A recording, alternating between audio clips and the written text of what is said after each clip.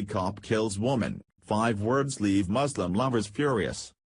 It has been over a week since a Somali-American cop in Michigan shot and killed an Australian yoga teacher without justification.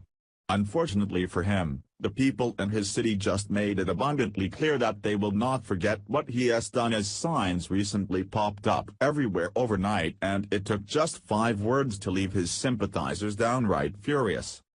Mad World News has reported extensively on Minneapolis police officer Mohammed Nir after he shot and killed Justine Damon after the woman called police pertaining to a possible assault, only for the Muslim police officer to arrive and shoot her dead. Since then, we've learned some nasty things about Nir, including the fact that he is a racist and misogynist, according to his neighbor. Beyond that, he was brought on as a diversity hire, meaning that if he were white, he probably wouldn't have gotten the job. Additionally, he had 3 serious complaints filed against him in 2 short years. Of course, the punk has since shown off his entitlement mentality by saying that people are throwing him under the bus because of his religion, but that's just simply not the case. In the end, people know that what this guy did was wrong and want him to pay for murdering an innocent woman. Now, the people of Minneapolis want Nir to know that they haven't and won't forget about his atrocities, even though it's been a week since the incident and the liberal mayor has tried very hard to focus negative attention away from Nir.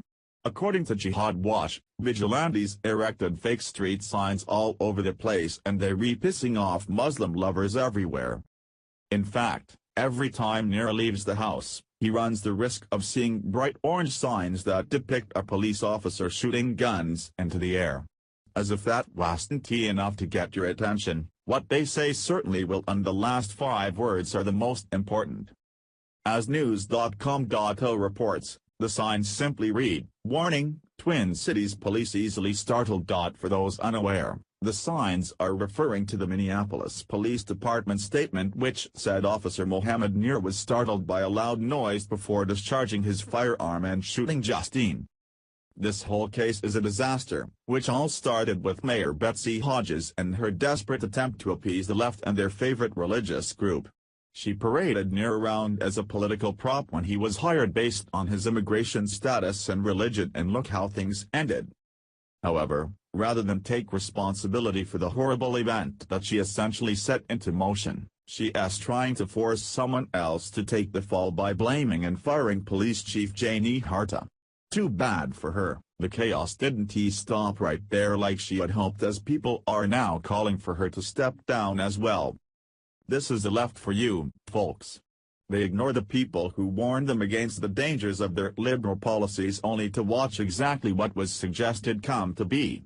Then, when it all blows up in their face, they try to blame everyone else for what they themselves could have avoided if they simply listened for a single second. If that isn't enough to prove that liberalism is a mental disorder, then I don't know what is.